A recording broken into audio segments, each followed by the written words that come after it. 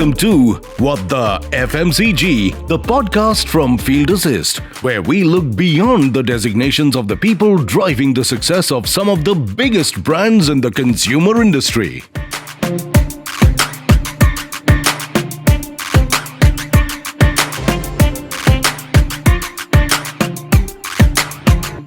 Hi everyone, welcome. We are back with another episode of What the FMCG, the podcast from Field Assist. Here we meet senior leaders from CPG and FMCG industry and get to know them a little bit more. So, आज किससे मिल रहे हैं Chitransh? Let me tell you, Varun. Today we have a very special guest and an accomplished leader who has built his career in FMCG and digital transformation space.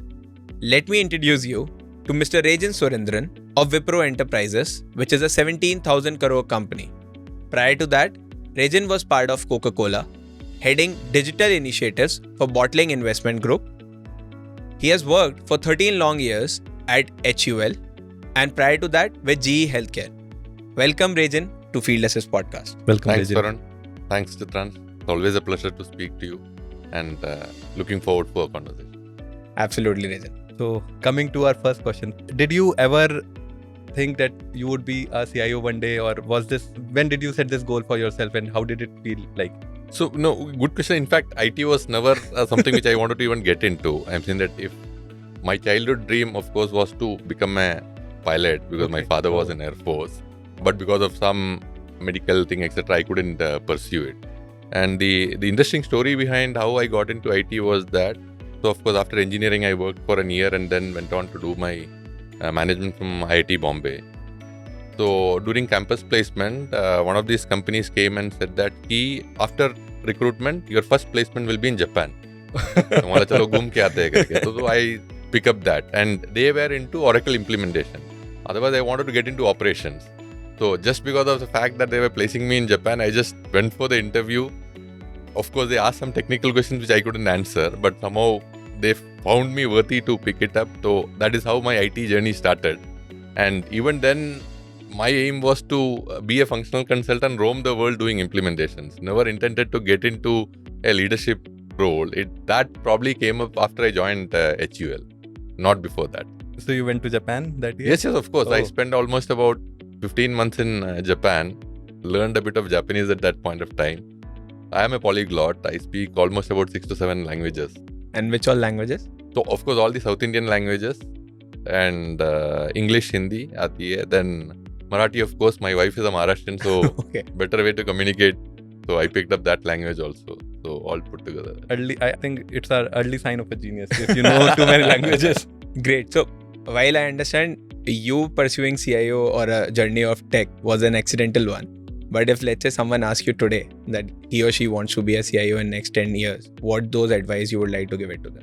So there are about 2-3 points which I have always, and it is something I give inputs to my team and anyone who meets also.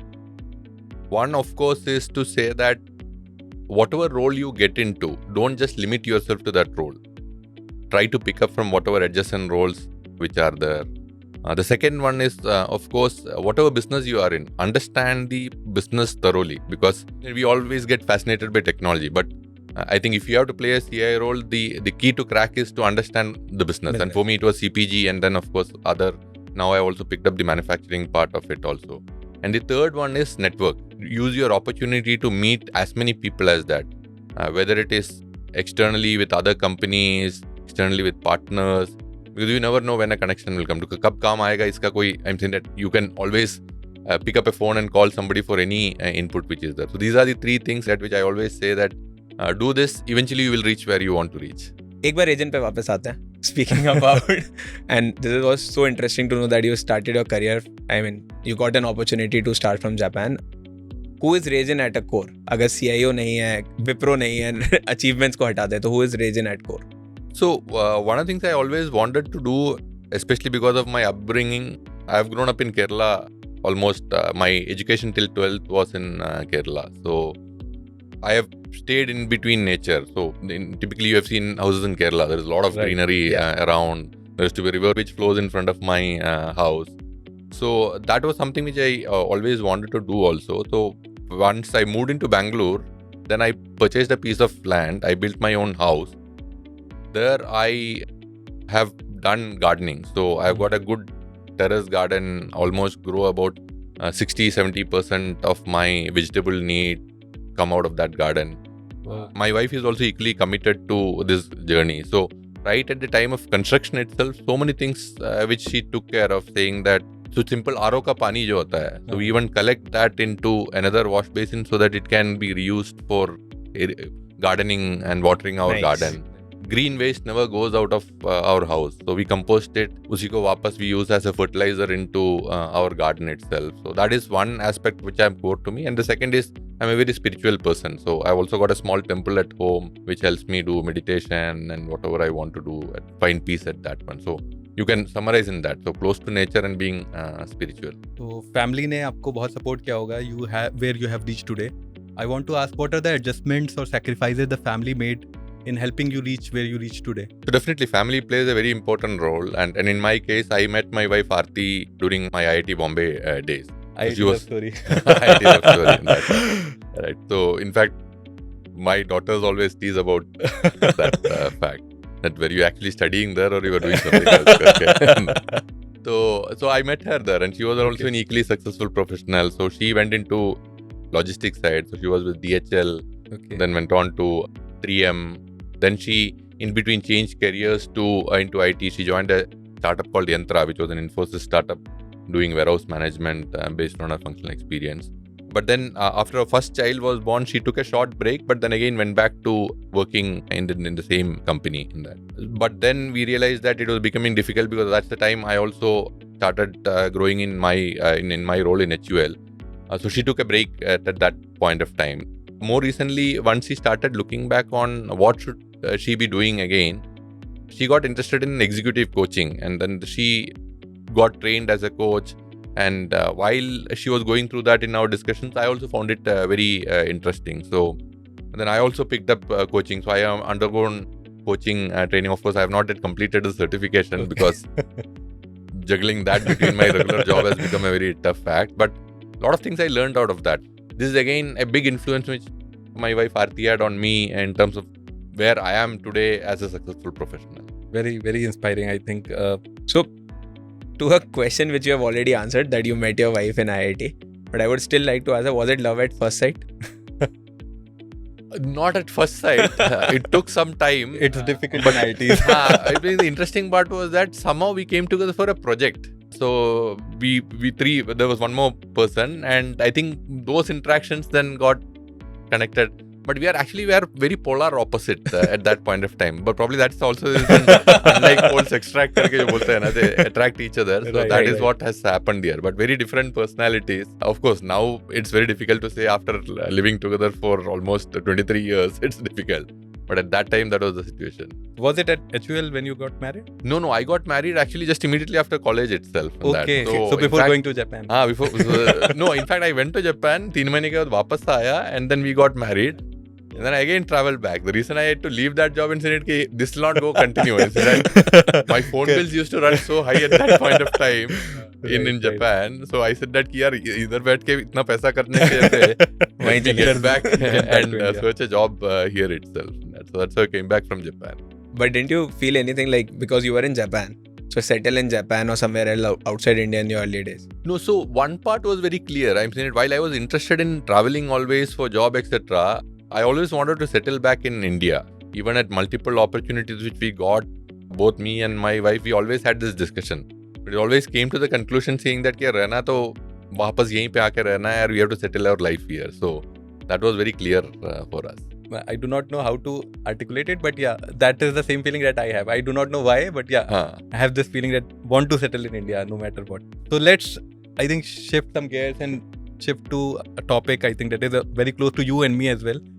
Technology and engineering, because typically technology, when you probably started your career, was more of a IT function, support function. From IT of that day to AI of today, I think it has grown significantly. And so what is your complete perspective on the whole transition that has happened in front of you in your whole journey? Personally been through that journey of the transformation which you have seen. So earlier CIO used to be a support function. Correct. Then it used to be seen as a cost center. Right. A lot of the organizations still do that one, but many organizations have started making the CIO/CDO role report directly into the CEO. Right. There is a more active participation in boards. Earlier, the technology never used to get a table in the board. But now, whether it is AI, whether it is cybersecurity, all these are key topics which is at a board level itself, there is an interest. So definitely a big transformation. And in fact, now we are in a stage where the projects itself are conceptualized where you can't hardly think of a project without a technology component. Any project you take of business transformation will have a technology component. Correct. The roles are evolving. And that's why I always say that you have to understand the business, because just by understanding technology, you can't play this role of transforming the business. And that's where the business understanding becomes paramount to a CIO/CDO role. I think very well put, because I think we also at Fieldless in some way say that technology, business first. Yeah. Technology is just an enabler. Correct. Okay. Eventually you need to solve a business problem. So yeah, I happened to be a part of a discussion where many digital transformation leaders were there, and there was an interesting perspective going on that start small but start today. Yeah. And we have often seen, and I would like to know your perspective on that people always wait for an ideal time. Yes. If I personally share it from my journey, I have recently learned driving car like 2 weeks back, and there was a good resistance in me saying that nahi main to nahi seekhna and all of that. But there was small nudge which helped me gain that confidence which I was lacking. But in the corporate world also it happens a lot. Do you feel that there's some ideal time to start a project, or how should one make a decision to start any new initiative if they want to?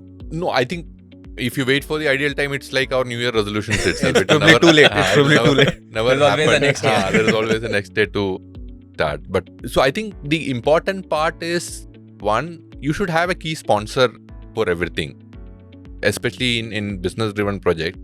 But once you have that, I always say that you should start immediately. I'm saying if you try to say that, and many a times I push partners also and say that, yeah, don't even wait for, if I got a commitment, I will not even wait for the contract to be signed. Let us get start rolling. So I always push teams saying that even if it means getting one particular business function, we should start with that. If you're starting with sales, start with that, prove value and build on that. Because you get fascinated by technology and remain that layer, main sab kuch banaunga, I will build the entire foundation and then do that one. That's never going to see the light. So you are perfectly right on that. You should start small, people will start see value, and then of course the pull will start coming in. You happen to share one story with me around this, where you took that initiative of starting small but immediately. I was working in HUL and I used to handle the integration technology at that point of time. And EDI was of course very well established outside, but EDI was not so strong in India. And then that's the same time Reliance retail stores and all got launched in 2007-8 time frame.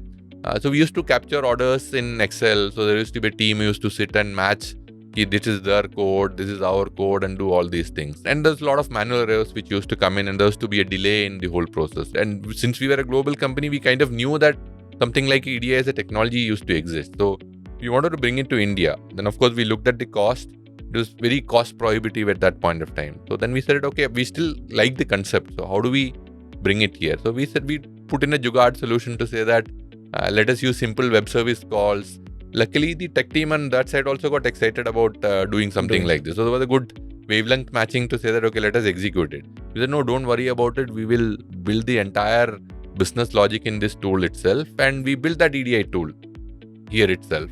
And we were able to start exchanging orders on a real-time basis with Reliance in 2008-9 time.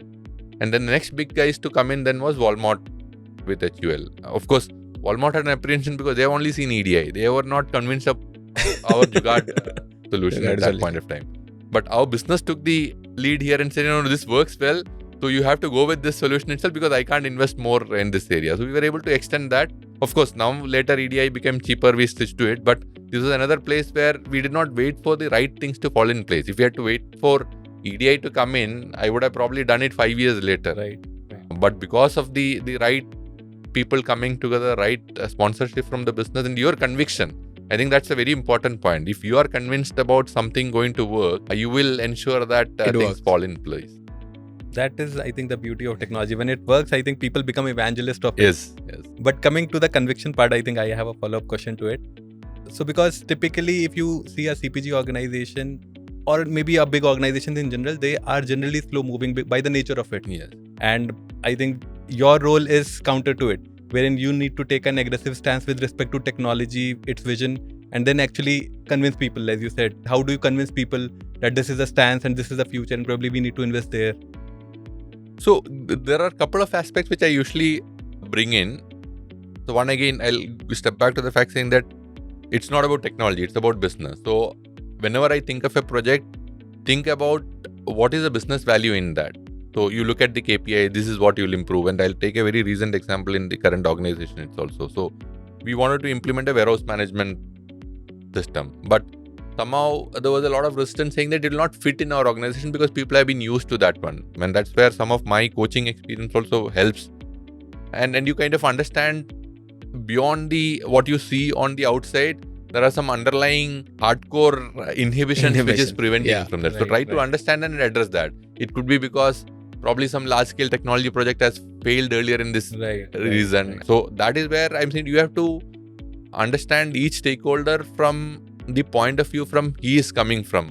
What does he vouch for? What are his inhibitions? And then address that. Some could be data, someplace logic works, someplace it's pure emotion. So attack all those points to move around. And that's where you can't have your ego in this role. You have to work according to what works well for each of the stakeholders. Loved this answer and very insightful, I think. Very helpful for a lot of people how to approach about it, because I think I have seen in my team people becoming very frustrated. वो ये समझ नहीं रहा. I'm trying to ये क्यों नहीं दिख रहा? Because it is very obvious for them that this will give value, but people do not understand. So I think the keyword is obvious. समझ में आती है, इतना clear है कि why is the other people not to understand it? And especially in a role where we are into more of a client facing. Yes. Where people say कि उन्होंने तो solution बता दिया, यही चाहिए.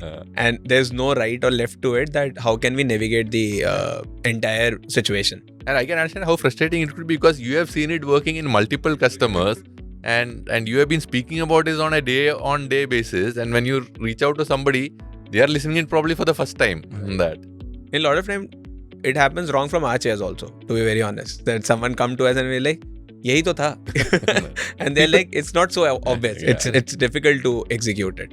And that is when we also get a lot of perspective around, and that is where we happen to have some innovation, because then there are certain people who get stuck there, and eventually we have to improvise in some way. And at a lot of times we have gone to a beautiful, I would say, new solution as well. So it was amazing. Thank you so much, Rajan, for your time. To know, say, a global CIO as a person, as from simple things to, I would say, that you practice, to all the things that you have driven. It was a pleasure. Thank you so much. Thank you. Thank you, Rajan.